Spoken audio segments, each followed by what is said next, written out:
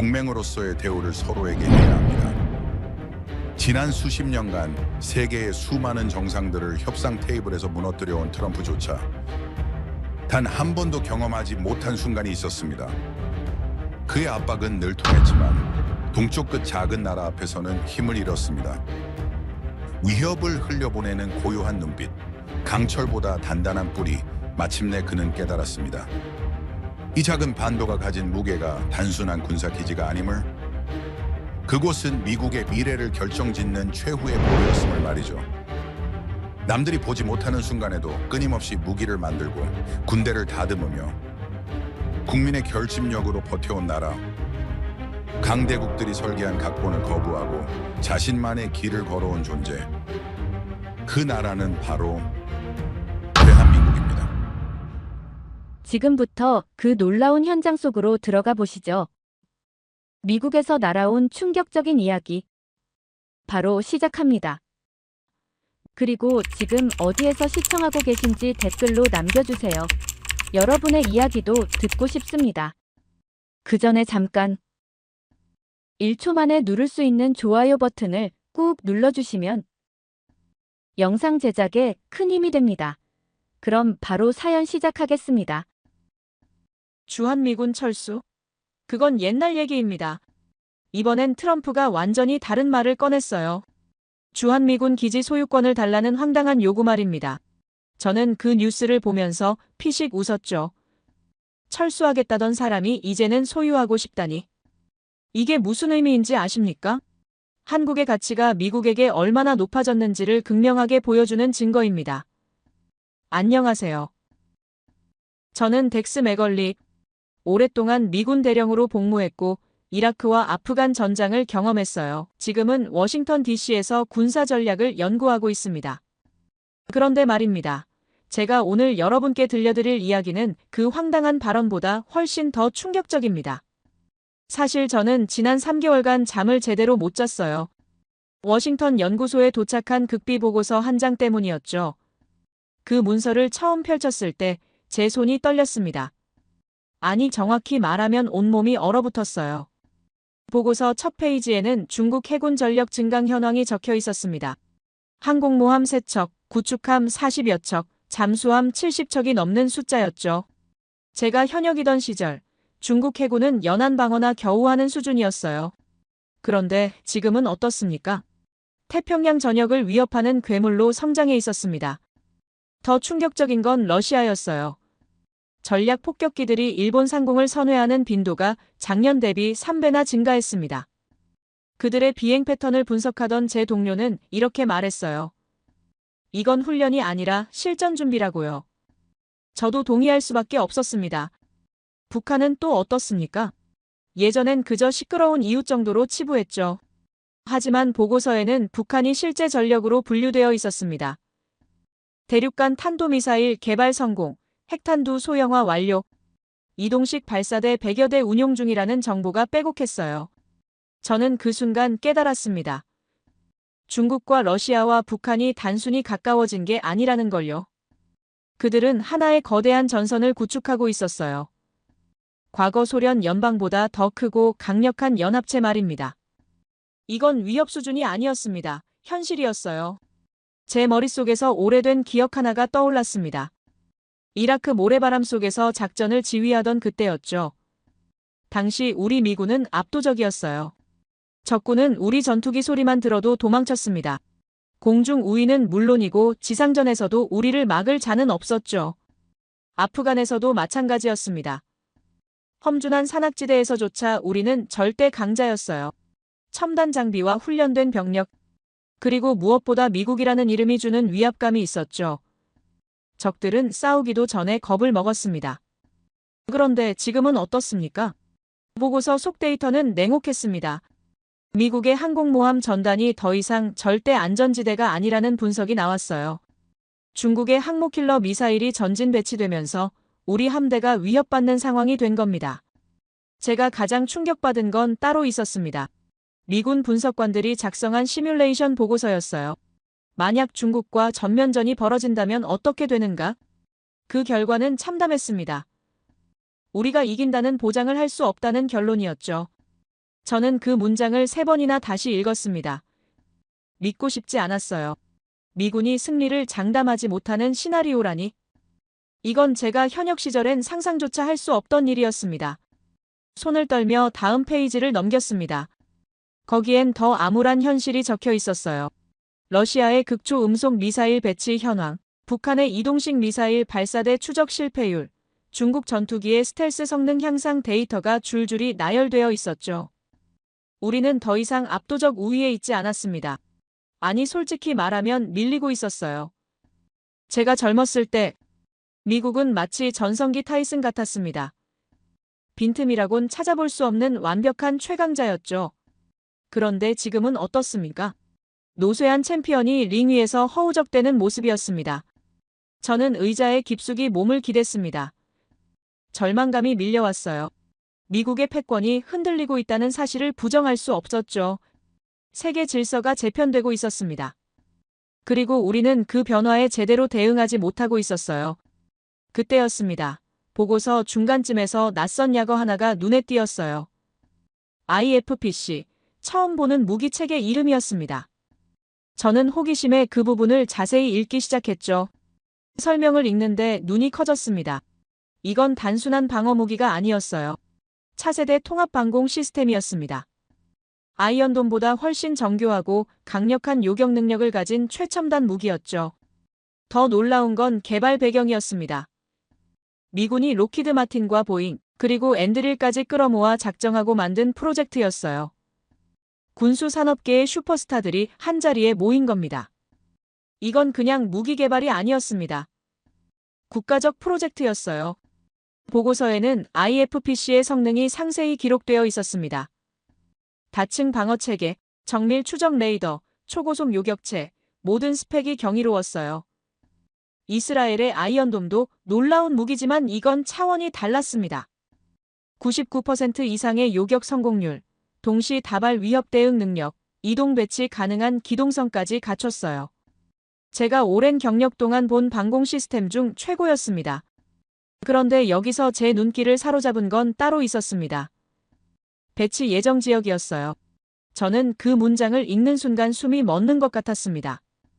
주한미군 기지에 최초 배치 완료라고 적혀 있었죠. 한국이라고요? 이 최첨단 무기를 한국에 배치했단 말입니까? 저는 당황했습니다. 유럽도 아니고 일본도 아니고 왜 한국인가요? 다음 페이지를 넘기자 더 많은 정보가 쏟아졌습니다. 주한미군에 배치된 게 IFPC만이 아니었어요. MQ-9A 리퍼 드론, 죽음의 사신이라 불리는 최첨단 무인기가 올 여름부터 순환 배치되기 시작했습니다. 아테나 정찰 플랫폼도 마찬가지였어요. 하늘의 눈이라 불리는 이 최신 정찰 시스템이 올해 초 한국에 처음 배치됐죠. 비원비 폭격기 죽음의 백조까지 한미 합동훈련에 참여했다는 기록도 있었습니다.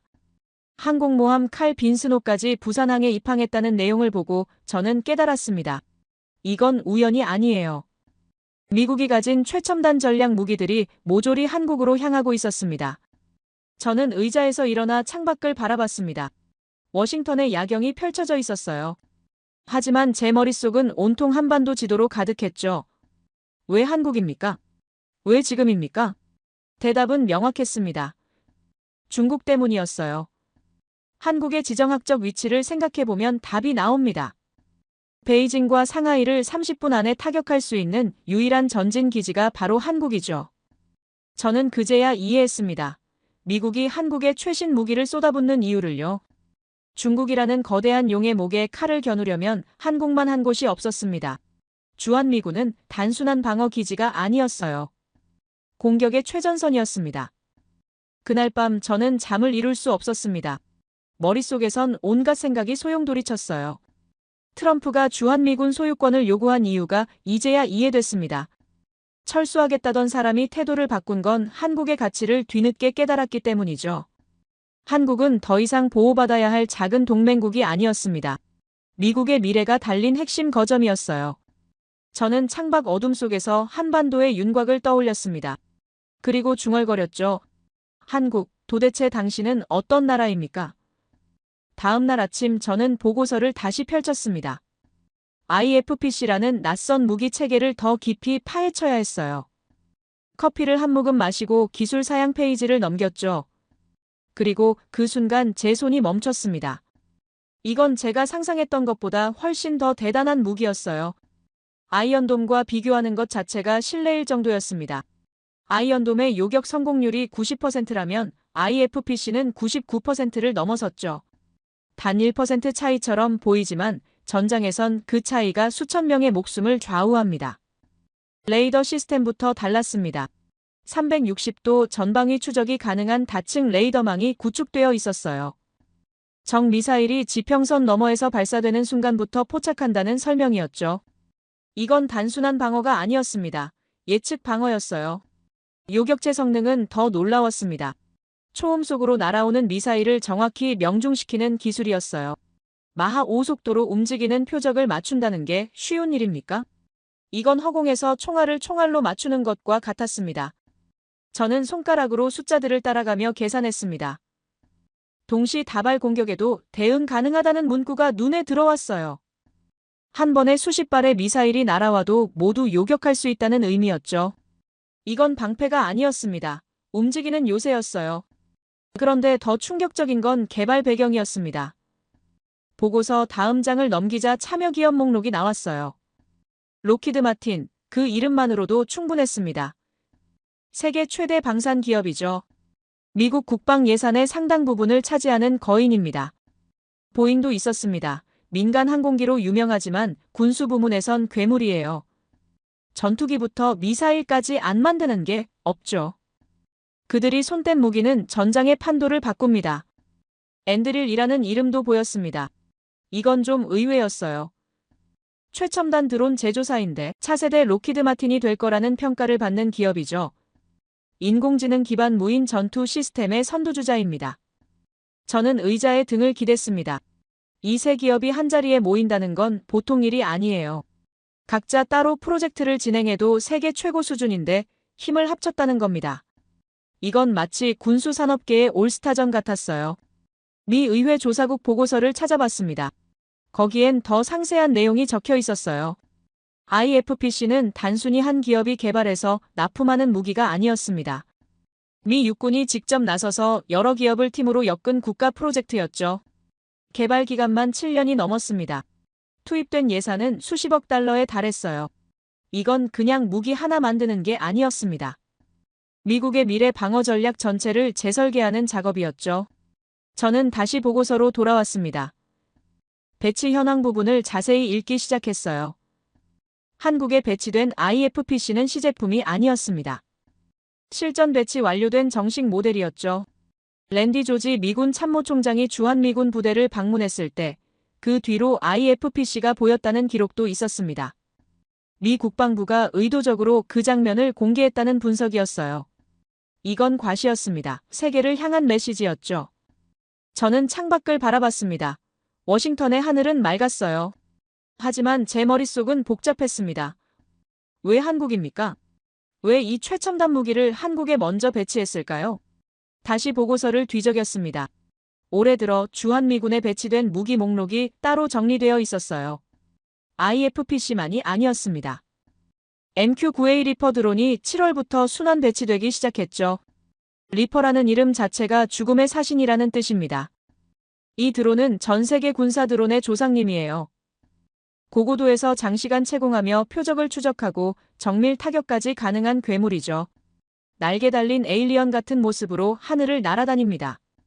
아테나 정찰 플랫폼도 마찬가지였습니다.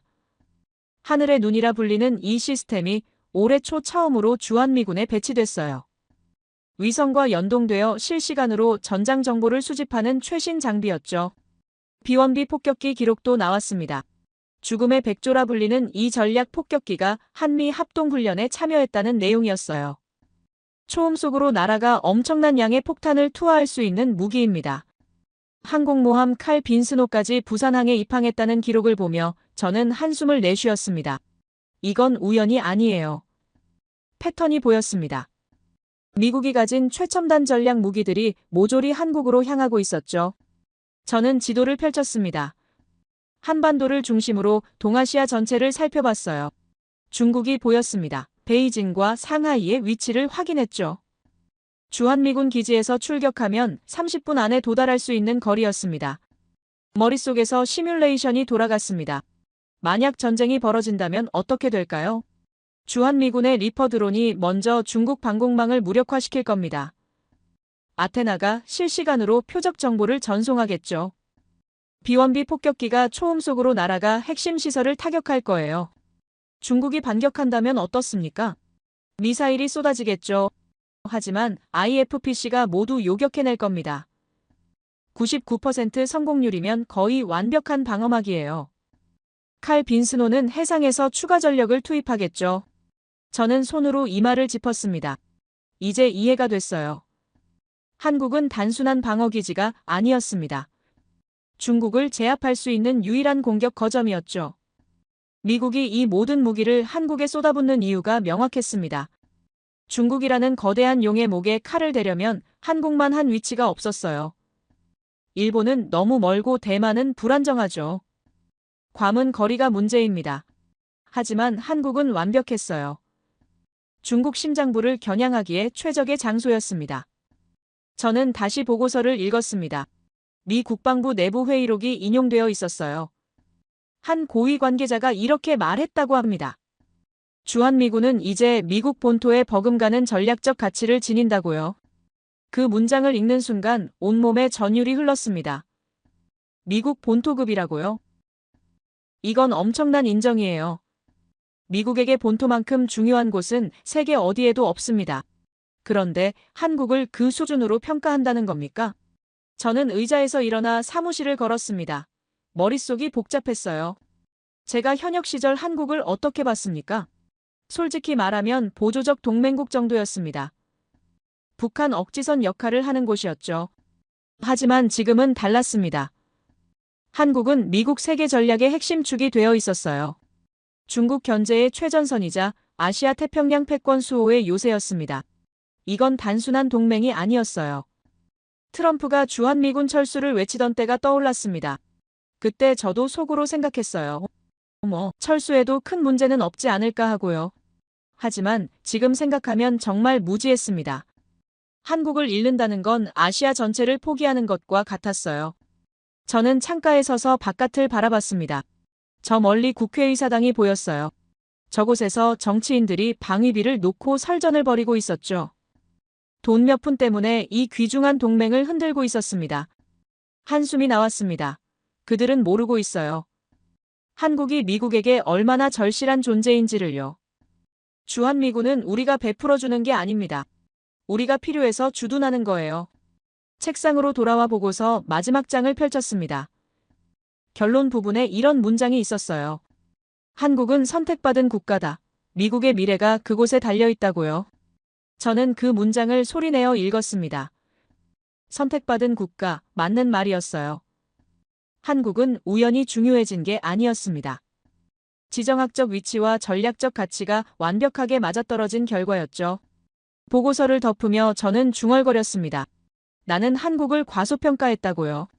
오랜 세월 군 생활을 하며 쌓은 경험이 무색할 정도였어요. 한국은 제가 생각했던 것보다 훨씬 더 중요한 나라였습니다. 저는 다음 보고서를 펼쳤습니다. 중국 군사력, 팽창 분석 자료였어요.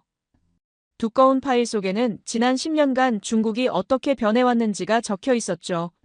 첫 페이지부터 숨이 막혔습니다. 중국 해군 규모가 눈에 들어왔습니다. 항공모함 3척은 이미 알고 있었어요. 하지만 구축함 숫자를 보고 경악했죠. 47척이었습니다. 미 해군 구축함이 60척 정도인데 중국이 거의 따라잡은 겁니다. 잠수함 전력은 더 심각했습니다. 핵추진 잠수함과 재래식 잠수함을 합쳐 70척이 넘었어요. 이건 단순한 숫자 게임이 아니었습니다. 태평양 전역을 위협할 수 있는 실질적 전력이었죠. 남중국해 인공섬 자료도 나왔습니다. 중국이 암초를 깎아 만든 군사기지들이었어요. 미사일 기지와 활주로가 건설되어 있었습니다. 이건 움직이지 않는 항공모함이나 다름없었죠. 저는 페이지를 넘기며 한숨을 내쉬었습니다. 중국은 더 이상 성장 중인 나라가 아니었어요. 이미 괴물이 되어 있었습니다. 날로 자라나는 게 아니라 이미 다 자란 거대한 용이었죠.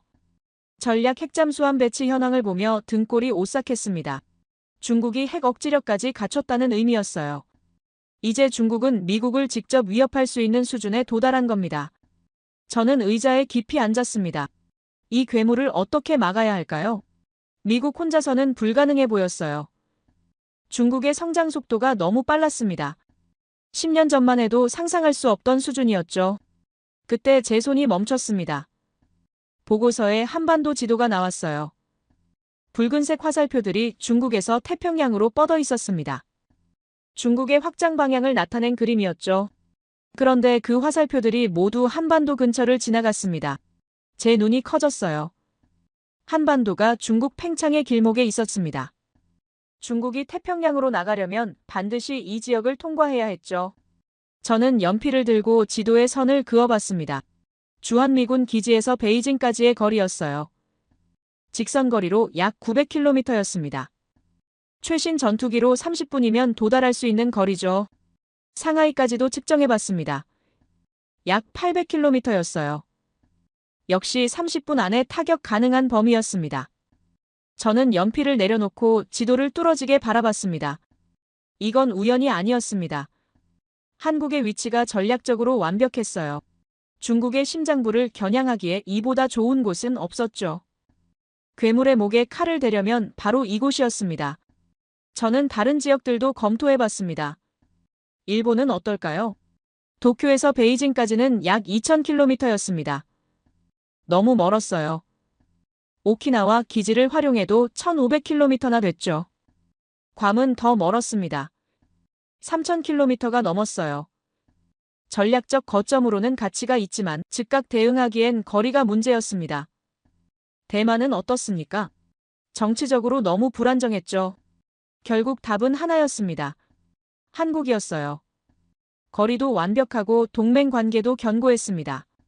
무엇보다 주한미군이라는 확고한 기반이 있었죠. 저는 머릿속으로 시뮬레이션을 돌려봤습니다.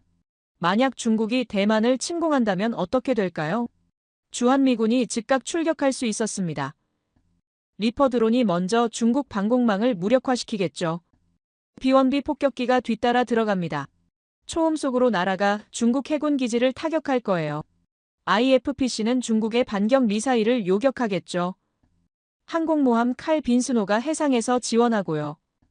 이 모든 게 한국이라는 발판 위에서 가능했습니다.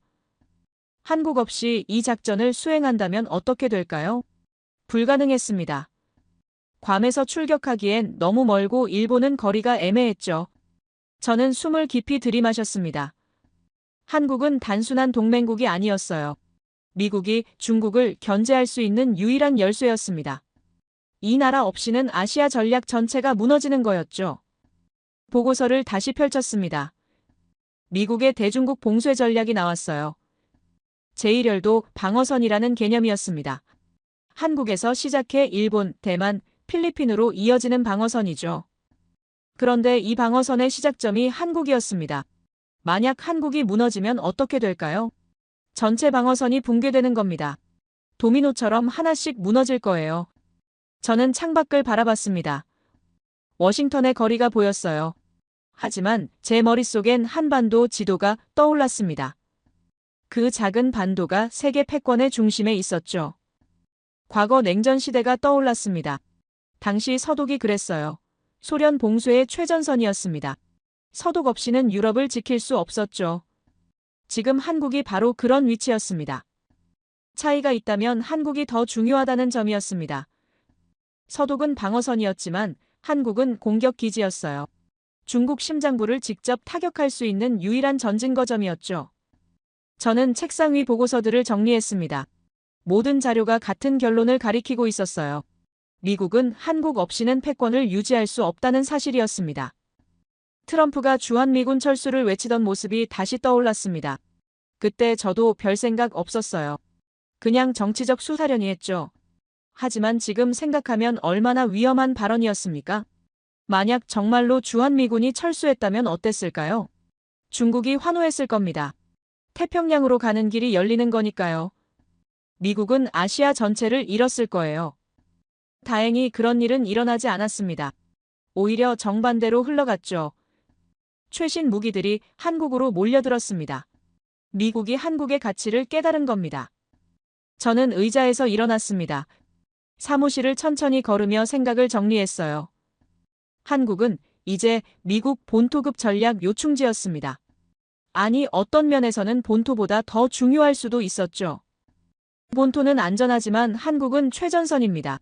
중국과 직접 맞닿아 있는 곳이에요. 여기서 승부가 갈리는 겁니다. 한국을 지키는 게 곧 미국을 지키는 일이었죠. 저는 창가에 섰습니다. 해가 기울고 있었어요. 저녁 노을이 하늘을 붉게 물들였습니다. 아름다운 풍경이었지만 제 마음은 무거웠죠.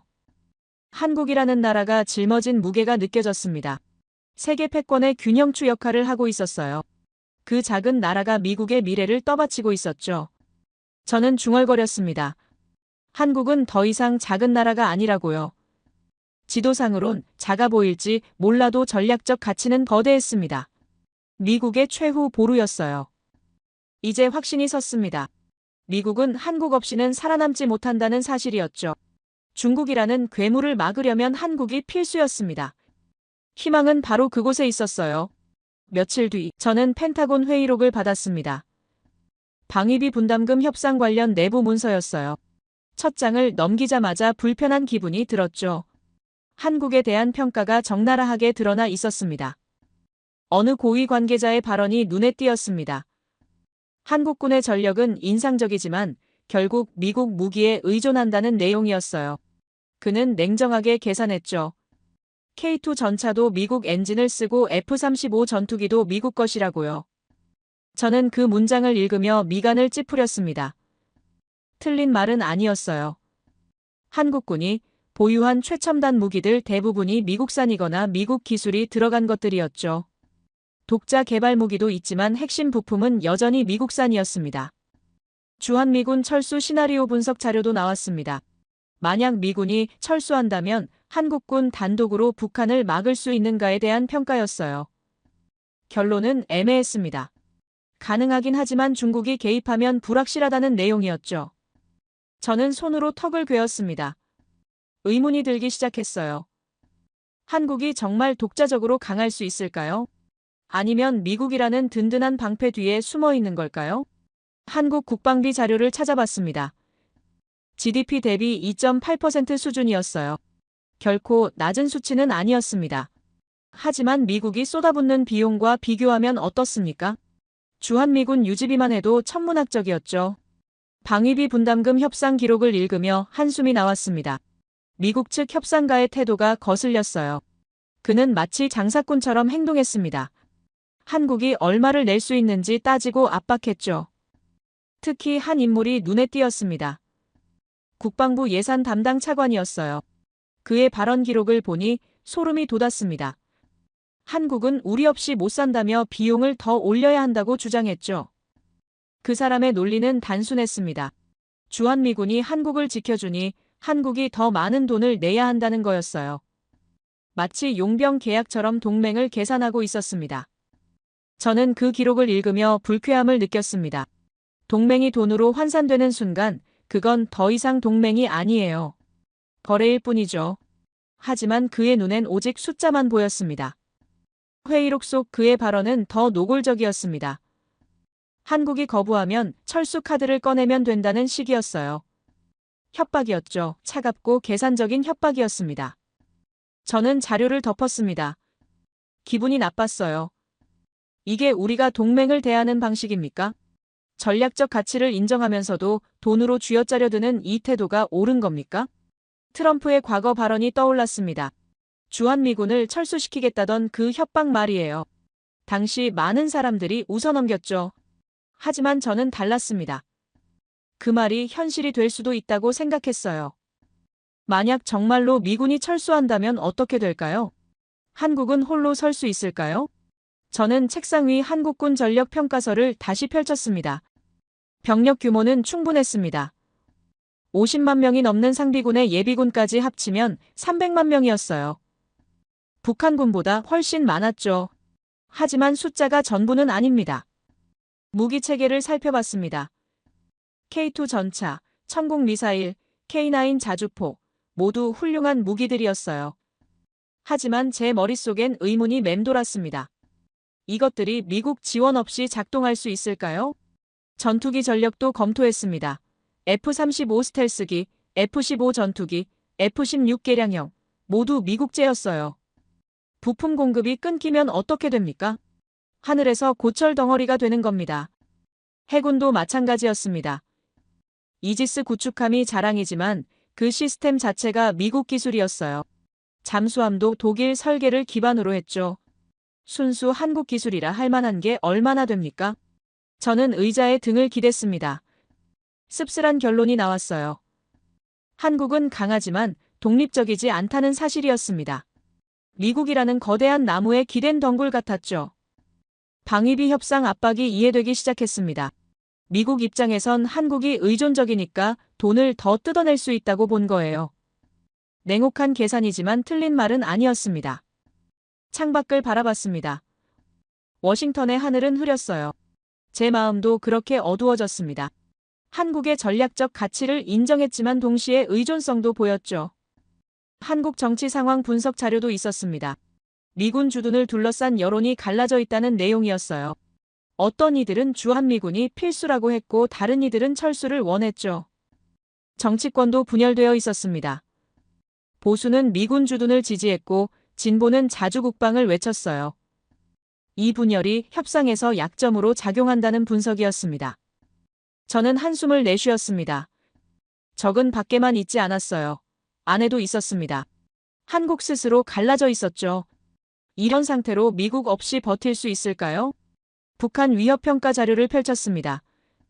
핵무기와 미사일 전력이 상세히 나와 있었어요. 한국군 단독으로 이걸 막을 수 있다는 평가도 있었지만 확신할 수는 없었습니다. 특히 중국 개입 시나리오가 문제였습니다. 만약 북한이 남침하고 중국이 지원한다면 어떻게 될까요? 한국군이 아무리 강해도 중국군까지 상대하긴 어려웠죠. 저는 책상을 두드렸습니다. 결국 미국이 필요했어요. 한국 혼자서는 버티기 힘들었습니다. 주한미군은 단순한 동맹군이 아니라 생존의 필수 조건이었죠. 그런데 이상한 기분이 들었습니다. 앞서 저는 한국이 미국의 희망이라고 생각했어요. 하지만 지금은 정반대였습니다. 한국이 미국에 의존하는 약한 나라처럼 보였죠. 어느 쪽이 진실일까요? 한국은 강한 겁니까? 약한 겁니까? 저는 혼란스러웠어요. 데이터는 양면성을 보여줬습니다. 전략적으론 필수지만 군사적으론 의존적이었죠. 방위비 담당 차관의 얼굴이 떠올랐습니다. 그의 차가운 눈빛이 기억났어요. 그는 이 약점을 정확히 꿰뚫고 있었습니다. 그래서 더 많은 돈을 요구할 수 있다고 본 거죠. 저는 주먹을 쥐었습니다. 화가 났어요. 동맹을 돈으로 재단하는 태도가 역겨웠습니다. 하지만 동시에 그의 논리도 이해됐죠. 한국이 의존적이니 압박할 수 있다는 계산이었습니다. 밤이 깊어갔습니다. 사무실엔 저 혼자였어요. 어둠 속에서 저는 생각했습니다. 한국은 과연 스스로 강해질 수 있을까요? 아니면 영원히 미국에 기댈 수밖에 없을까요? 답을 찾을 수 없었습니다. 증거가 필요했어요. 한국이 진짜 독립적으로 강할 수 있다는 증거 말입니다. 저는 한국을 믿고 싶었지만 데이터는 의심을 키웠죠. 일주일 뒤 놀라운 보고서가 제 책상에 올라왔습니다. 한국 방산 수출 현황 분석 자료였어요. 저는 별 기대 없이 첫 장을 넘겼죠. 그런데 숫자를 보는 순간 눈이 커졌습니다. 지난해 한국 방산 수출액이 170억 달러를 넘어섰다고 적혀 있었습니다. 저는 그 숫자를 다시 확인했어요.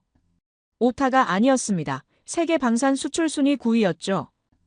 더 놀라운 건 수출 품목이었습니다. K9 자주포가 폴란드에 1000문을 넘게 팔렸어요. 천국 미사일은 중동 여러 나라가 구매 의사를 밝혔습니다. K2 전차는 유럽에서 러브콜을 받고 있었죠. 저는 의자에 깊이 앉았습니다. 이게 가능한 일입니까? 며칠 전만 해도 저는 한국을 의존적인 나라로 봤어요. 미국 무기 없이는 못 버틴다고 생각했죠.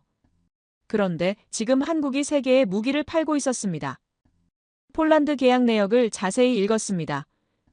K2 전차 980대, K9 자주포 1000여 문, 천국 미사일 수십 기, 총액이 수백억 달러에 달했어요. 유럽 역사상 최대 규모 방산 계약이었죠. 제가 의아했던 건 선택의 이유였습니다. 폴란드는 왜 독일 무기를 사지 않았을까요? 레오파르트 전차는 세계 최고 수준인데 말입니다. 프랑스 무기도 있었고 미국 무기도 있었죠. 보고서에 그 답이 나와 있었습니다. 성능과 가격 대비 효율성이었어요. K2 전차는 레오파르트와 비교해 성능은 비슷한데 가격은 훨씬 저렴했습니다. 게다가 납품 속도가 빨랐죠. 천국 미사일 평가 자료를 펼쳤습니다. 나토 시험장에서 진행된 실사격 결과였어요. 요격 성공률이 98%를 기록했습니다. 유럽산 패트리어트 미사일보다 높은 수치였죠. 저는 그 문장을 여러 번 읽었습니다. 천궁이 패트리어트보다 정확하다고요? 패트리어트는 미국이 자랑하는 방공 시스템인데 말입니다. 한국 무기가 그걸 넘어섰다는 겁니까? 기술 사양을 살펴봤습니다. 다층 요격 체계, 능동 레이더 추적, 동시 다표적 교전 능력, 모든 스펙이 인상적이었어요. 이건 단순한 무기가 아니었습니다. 첨단 기술의 결정체였죠. K9 자주포 자료도 놀라웠습니다. 사거리가 40km를 넘었어요. 자동 장전 시스템으로 분당 6발 이상 발사 가능했죠. 기동성도 뛰어나 포격 후 즉시 이동할 수 있었습니다. 실전 데이터도 나와 있었습니다. 우크라이나 전장에서 K9을 운용한 결과였어요. 러시아군 포병을 압도했다는 평가였습니다. 정확도와 연사력에서 차이가 났죠. 저는 책상을 두드렸습니다. 이 모든 게 한국 기술이라는 사실이 믿기지 않았어요. 며칠 전 저는 한국이 미국에 의존한다고 생각했습니다. 하지만 지금 보니 한국은 스스로 무기를 만들고 있었죠. 중동 수출 현황도 검토했습니다. 아랍에미리트가 천궁을 도입했고 사우디아라비아도 관심을 보였어요.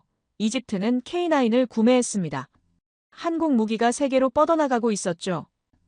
동남아시아도 마찬가지였습니다. 필리핀이 경공격기를 샀고 태국이 잠수함을 구매했어요. 인도네시아는 전투기 공동 개발을 진행 중이었습니다. 한국이 아시아 방산 시장을 장악하고 있었죠.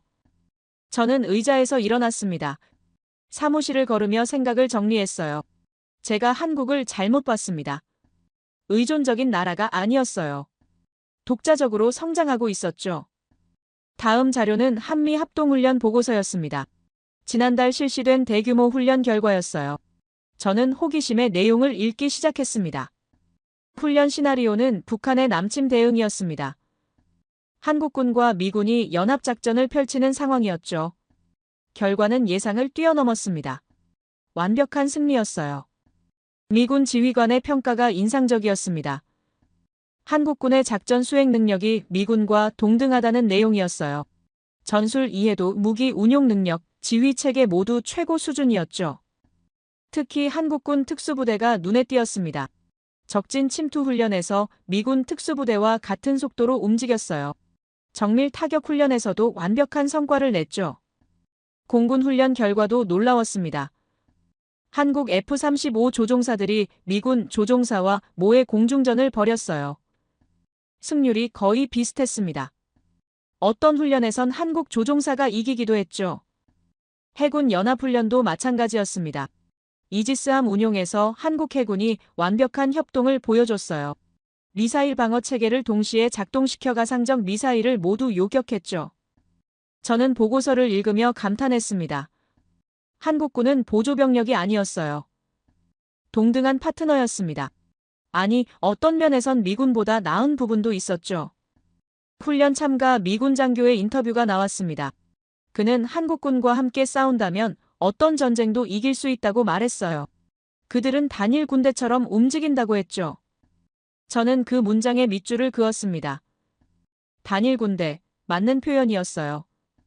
한국군과 미군이 완벽히 통합되어 있었습니다. 이건 수십 년간 함께 훈련한 결과였죠. 민방위 훈련 보고서도 있었습니다. 북한 미사일 위협에 대비한 대피 훈련이었어요. 서울 시민 1,000만 명이 참여했습니다. 질서정연하게 대피소로 이동했죠. 저는 그 장면을 상상했습니다. 1,000만 명이 동시에 움직이는데 혼란이 없다고요? 미국에서 이런 훈련을 한다면 난리가 날 겁니다. 하지만 한국은 침착했어요. 국민적 결집력이 느껴졌습니다. 전쟁 위협 속에서도 흔들리지 않는 정신이었어요. 이건 무기로 만들 수 있는 게 아니었습니다. 오랜 역사가 만든 힘이었죠. 한국 역사 자료를 찾아봤습니다. 6.25 전쟁 이후 줄곧 전쟁 위협 속에 살아왔더군요. 70년 넘게 북한과 대치하며 버텨왔습니다. 이런 나라가 또 있을까요? 저는 창밖을 바라봤습니다. 워싱턴은 평화로웠어요. 전쟁 위협 같은 건 느껴지지 않았습니다. 하지만 한국은 달랐죠. 매일 전쟁 가능성과 함께 살아갑니다. 그런 환경에서 살아남으려면 강해질 수밖에 없었어요. 한국인들은 선택의 여지가 없었습니다. 강해지거나 사라지거나 둘 중 하나였죠. 보고서를 다시 펼쳤습니다. 한국 청년들의 군 복무 자료가 나왔어요. 2년간 의무 복무를 합니다. 전 국민이 군사훈련을 받는 거죠. 이건 엄청난 자산이었습니다. 전쟁이 나면 수백만 명의 예비군이 즉시 동원될 수 있어요. 모두 훈련받은 병력입니다. 이런 나라와 전쟁을 한다는 건 미친 짓이죠. 저는 손으로 이마를 짚었습니다. 제가 얼마나 한국을 과소평가했는지 깨달았어요. 한국은 약한 나라가 아니었습니다. 강인한 정신과 첨단 무기를 가진 강국이었죠. 며칠 전 품었던 의심이 부끄러워졌습니다. 한국이 미국 없이 못 버틴다고 생각했어요. 하지만 지금 보니 한국은 스스로 일어서고 있었습니다. 방산 수출이 증명했습니다. 세계가 한국 무기를 원했어요. 합동훈련이 증명했죠. 한국군이 미군과 동등한 수준이었습니다. 국민들이 증명했습니다. 전쟁 위협 속에서도 흔들리지 않는 강인함을요. 저는 보고서를 덮었습니다. 새로운 확신이 들었어요. 한국은 작은 기적을 일으키고 있었습니다. 의존에서 독립으로, 약함에서 강함으로 성장하고 있었죠. 이 나라를 다시 봐야 했습니다. 제 오래된 편견을 버려야 했어요. 한국은 제가 생각했던 것보다 훨씬 더 강한 나라였습니다. 이틀 뒤 긴급 보고서가 도착했습니다. 중국 해군의 대규모 훈련 소식이었어요. 동중국해에서 항공모함 3척이 동시에 작전을 펼치고 있다는 내용이었죠. 저는 위성 사진을 펼쳤습니다. 중국 함대의 규모가 압도적이었습니다. 구축함 20여 척, 호위함 30척, 잠수함까지 합쳐 100척이 넘는 전력이었어요. 이건 훈련이 아니었습니다. 위협이었죠. 러시아 정보도 들어왔습니다.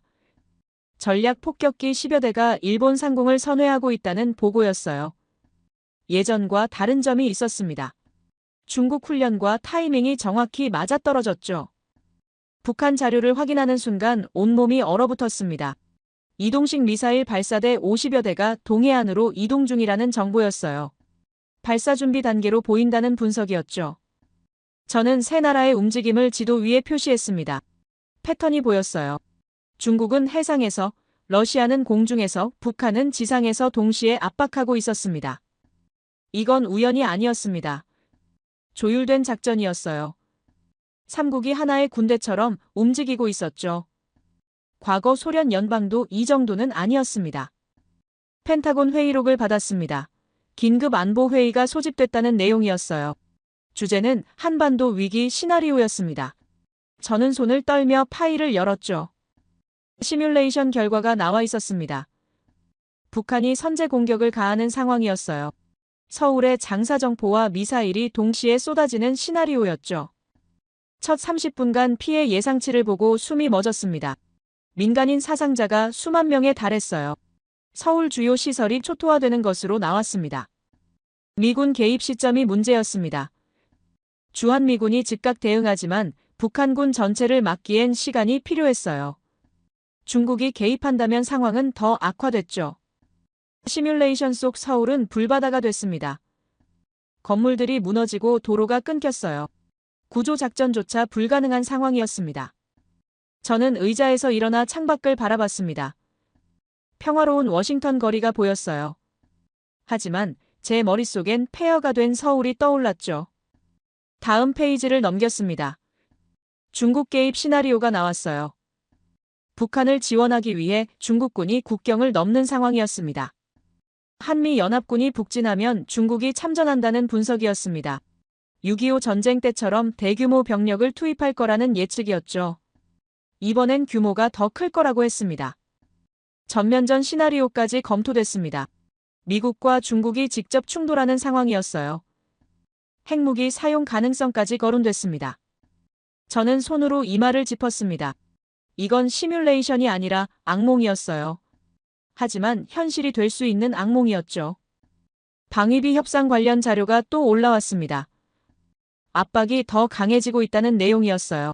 미국 측 협상 대표의 발언 기록이 적나라했습니다. 그는 한국이 더 많은 비용을 부담해야 한다고 주장했습니다. 주한미군 유지비의 70%를 요구했어요. 이전보다 2배 이상 증액된 금액이었죠. 협상 과정이 기록되어 있었습니다. 미국 측 대표의 태도가 차갑고 계산적이었어요. 그는 숫자만 따졌습니다. 동맹의 가치 같은 건 언급하지 않았죠. 한국이 거부하면 어떻게 되느냐는 질문에 그는 웃었다고 합니다. 그럼 다른 방법을 찾아야 한다고 했죠. 철수를 암시하는 발언이었습니다. 저는 그 대목을 읽으며 불쾌함을 느꼈습니다. 이게 동맹국을 대하는 태도입니까? 위기 상황에서 돈을 요구하는 이 행태가 정당합니까? 하지만 그의 눈엔 오직 이익만 보였습니다. 한국이 절박하니 더 많이 받아낼 수 있다는 계산이었어요. 냉혹했습니다. 인간미라곤 찾아볼 수 없었죠. 한국 내부 상황 보고서도 있었습니다. 주한미군을 둘러싼 여론이 심각하게 갈라져 있다는 내용이었어요. 시위대가 미군 기지 앞에 모였다는 기록이 나왔죠. 어떤 이들은 미군 철수를 외쳤습니다. 자주국방을 주장하며 미군 없이도 충분하다고 했어요. 또 다른 이들은 미군 주둔이 필수라며 반대 시위를 벌였죠. 정치권도 혼란스러웠습니다. 여당과 야당이 주한미군 문제로 충돌했어요. 방위비 증액을 둘러싸고 격렬한 논쟁이 벌어졌습니다. 저는 한숨을 내쉬었습니다. 적은 밖에만 있지 않았어요. 한국 내부에서도 싸움이 벌어지고 있었습니다. 오분열이 더 위험할 수도 있었죠. 중국 정보기관 보고서를 펼쳤습니다. 그들이 한국 내부 갈등을 예의주시하고 있다는 분석이었어요. 분열을 부추기려는 시도도 포착됐습니다. 중국은 기회를 노리고 있었습니다. 한국이 약해지는 순간을 기다리고 있었어요. 내부 갈등이 심화되면 그때 압박을 가할 거라는 예측이었죠. 저는 책상을 쳤습니다. 화가 났어요. 한국이 스스로 무너지고 있었습니다. 외부적보다 내부 분열이 더 치명적이었죠. 펜타곤 고위 관계자의 평가가 나왔습니다. 한국의 정치적 불안정이 동맹에 악영향을 미친다는 내용이었어요. 신뢰가 흔들리고 있다는 분석이었죠. 미국 내부에서도 회의론이 퍼지고 있었습니다.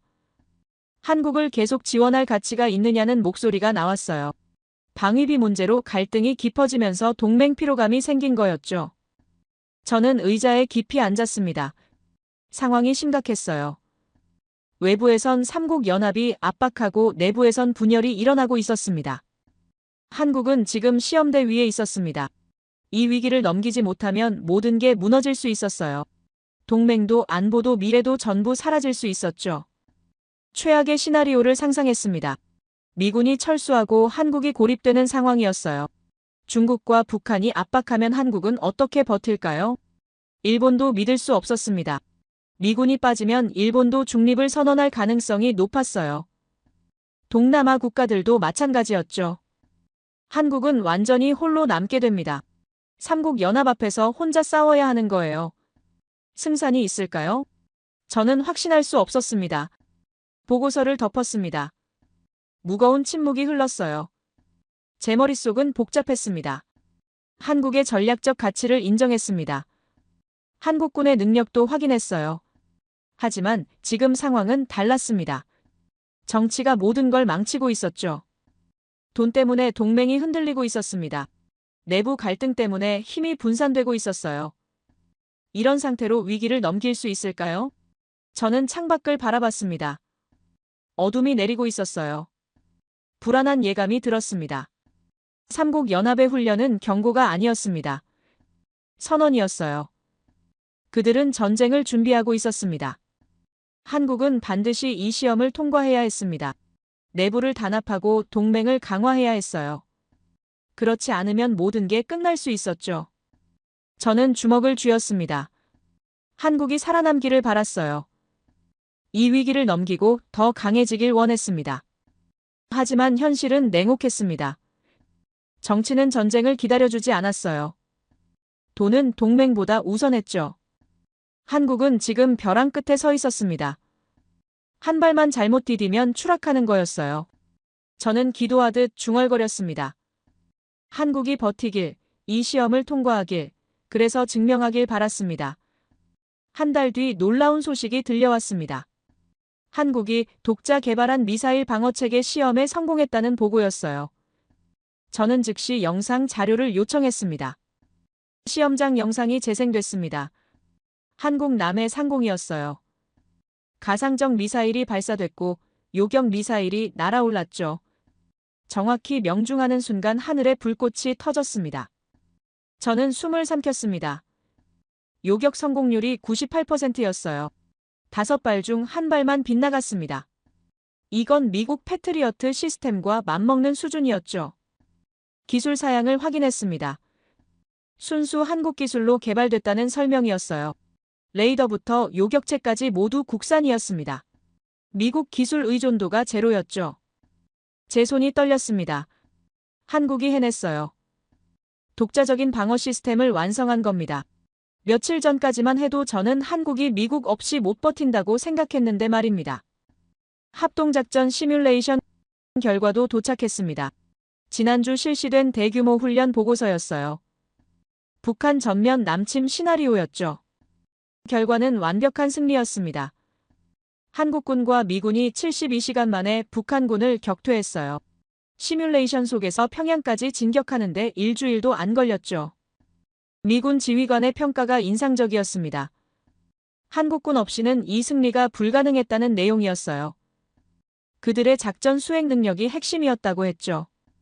저는 보고서를 읽으며 감탄했습니다. 한국군이 단순한 보조병력이 아니라 핵심 전력이었어요. 미군과 완벽히 통합된 하나의 군대였죠. 워싱턴 내부 반응도 변하고 있었습니다. 국방부 고위 회의록을 받았어요. 주한미군 철수는 절대 불가라는 결론이 나왔습니다. 한 장군의 발언이 눈에 띄었습니다. 한국을 잃으면 아시아 전체를 잃는다는 내용이었어요. 주한미군은 미국 본토급 전략 자산이라고 했죠. 의회 보고서도 같은 결론이었습니다. 한국 없이는 중국 봉쇄가 불가능하다는 분석이었어요.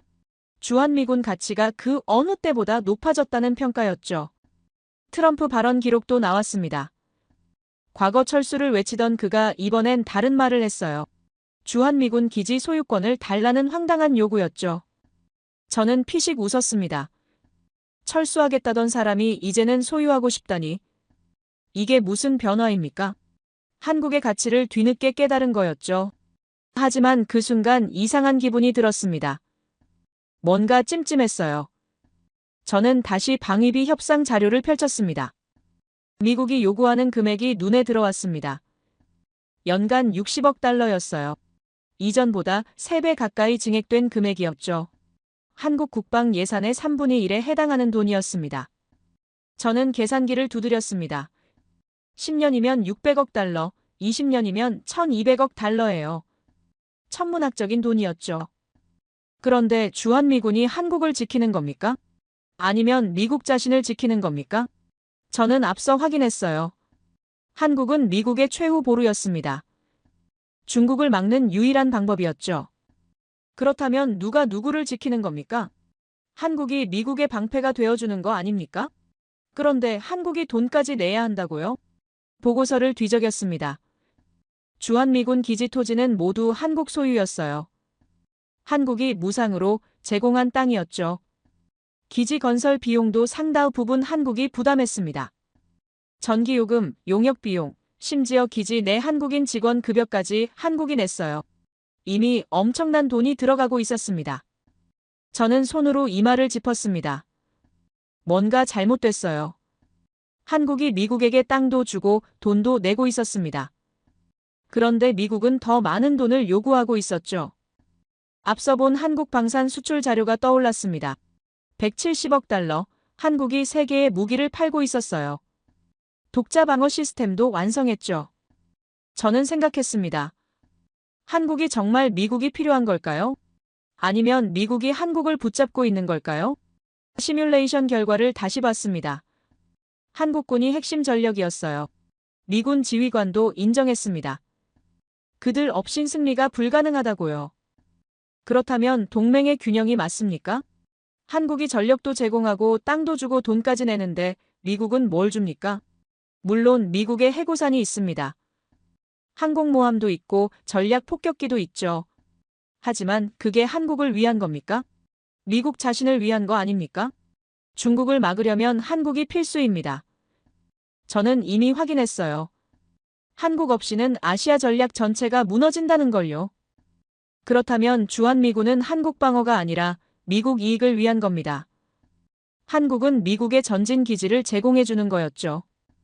저는 의자에서 일어났습니다. 복잡한 기분이었어요. 한국의 성공을 기뻐해야 할지 미국의 태도에 화를 내야 할지 알 수 없었죠. 댓글 반응들이 떠올랐습니다. 주둔비를 우리가 받아야 한다는 목소리들이었어요. 자주국방을 하자는 주장들도 있었죠.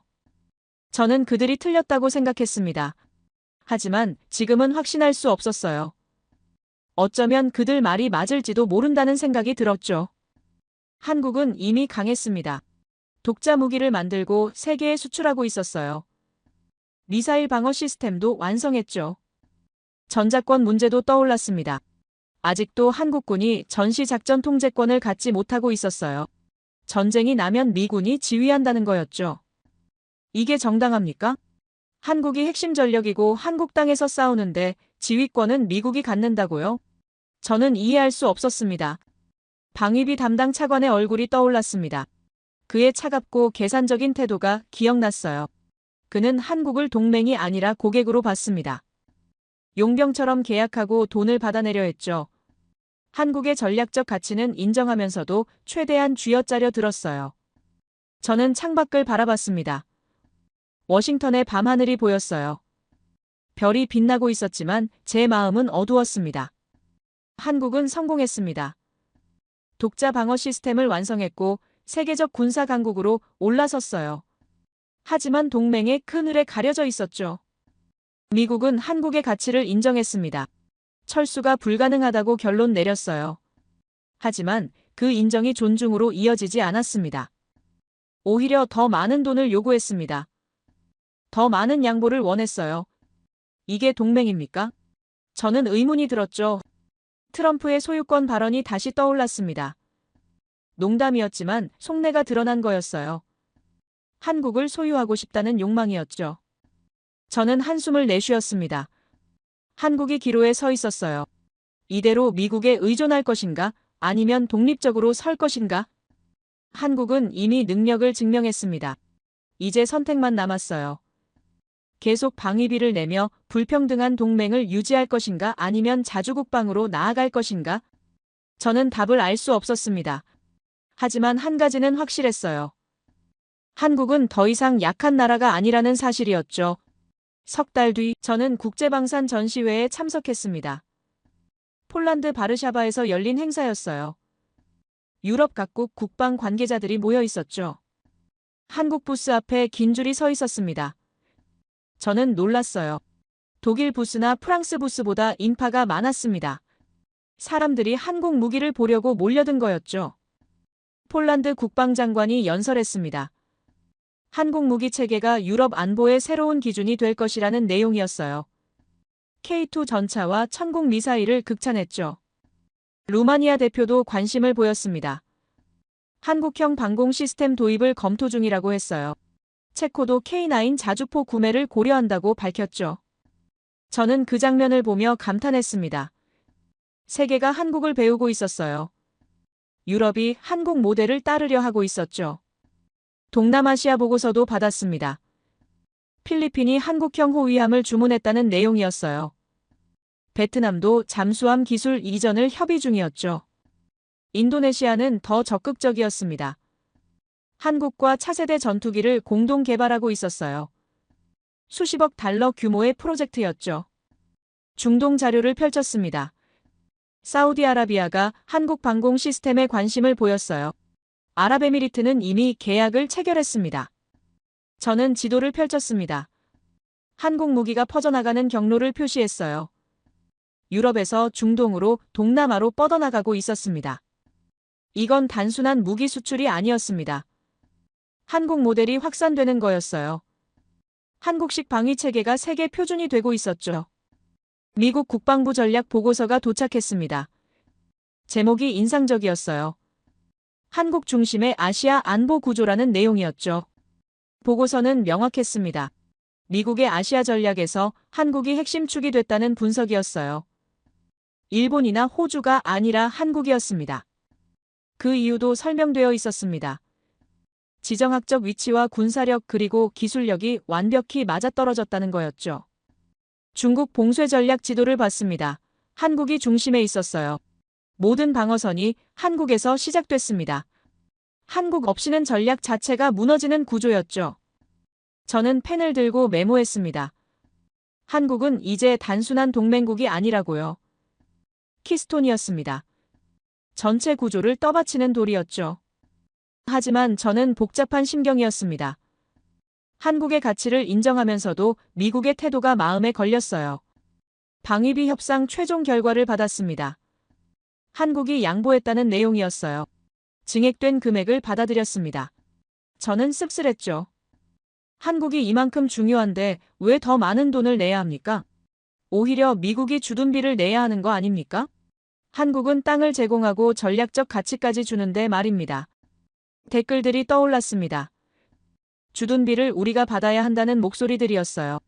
처음엔 과격하다고 생각했지만 지금은 이해됐습니다. 한국 국민들의 분노가 정당했어요. 그들은 불공정함을 느끼고 있었습니다. 동맹이 일방적이라는 걸 알고 있었죠. 자주 국방을 외치는 목소리도 있었습니다. 미군 없이도 충분하다는 주장이었어요. 저는 그들을 비현실적이라고 봤지만 지금은 달랐습니다. 한국은 이미 준비됐어요. 독자 무기 체계를 완성했고 방어 시스템도 갖췄습니다. 세계에 무기를 수출하는 나라가 됐죠. 전자권 문제가 다시 떠올랐습니다. 한국이 아직도 전시작전권을 갖지 못하고 있다는 사실이었어요. 이게 말이 됩니까? 한국이 핵심 전력이고 한국 땅에서 싸우는데 지휘권은 미군이 갖는다고요? 이건 주권 침해 아닙니까? 저는 그렇게 생각했습니다. 동맹은 상호 존중이어야 합니다. 한쪽이 모든 걸 주고 다른 쪽이 받기만 한다면 그건 동맹이 아니에요. 종속이죠. 미국은 한국을 필요로 합니다. 저는 이미 확인했어요. 한국 없이는 중국을 막을 수 없다는 걸요. 그렇다면 동등한 파트너로 대해야 합니다. 한국 국민들의 힘이 떠올랐습니다. 전쟁 위협 속에서도 흔들리지 않는 강인함이었어요. 70년 넘게 북한과 대치하며 버텨온 저력이었죠.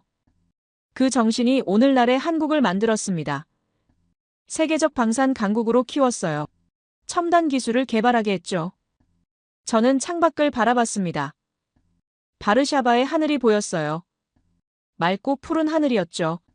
한국의 미래도 그렇게 맑았으면 좋겠습니다. 불공정한 동맹에서 벗어나 진정한 파트너십을 이루길 바랍니다. 미국도 변해야 합니다. 냉전시대 사고방식에서 벗어나야 해요. 한국을 보호 대상이 아니라 동등한 동맹으로 대해야 합니다. 방위비도 재협상해야 합니다. 공정하게 나눠야 해요. 한국이 일방적으로 부담할 이유가 없습니다. 주둔비 개념도 고려해볼 만합니다. 한국이 땅을 제공하고 있으니 미국이 임대료를 내는 것도 합리적이죠. 이게 과격한 주장입니까? 저는 그렇게 생각하지 않습니다. 공정한 거래일 뿐이에요. 세계는 변하고 있습니다. 한국도 변했고 미국도 변해야 해요. 과거 방식으로는 미래를 준비할 수 없습니다. 한국을 잃지 않으려면 태도를 바꿔야 합니다. 공정함과 존중으로 대해야 합니다. 제 이야기를 끝까지 들어주셔서 감사합니다. 모두 안녕히 계세요. 오늘의 사연 어떻게 들으셨나요? 한 나라가 단순한 군사기지가 아니라 강대국의 미래를 좌우하는 중심축이 될 수 있다는 사실 놀랍지 않으신가요? 오랜 시간 동안 스스로를 단련하고 위협 속에서도 흔들리지 않으며 세계 무대에서 목소리를 키워온 그들의 길은 결코 쉽지 않았습니다. 하지만 분명한 건 이제 누구도 가볍게 볼 수 없는 나라가 되었다는 점이겠죠. 앞으로 이 동맹이 진정한 존중과 균형 속에서 어떤 방향으로 나아가게 될지 그 답은 아직 쓰여지지 않았습니다. 여러분의 생각을 아래 댓글에 남겨주세요. 그리고 감동적인 사연을 주변 사람들과 공유하고 함께 이야기 나눠보세요. 마지막으로 1초밖에 걸리지 않는 구독과 좋아요, 알림 설정은 영상 제작에 큰 힘이 됩니다. 지금까지 감동을 담아 여러분께 진심을 전하는 감동담기였습니다. 오늘 하루도 행복한 하루 보내세요.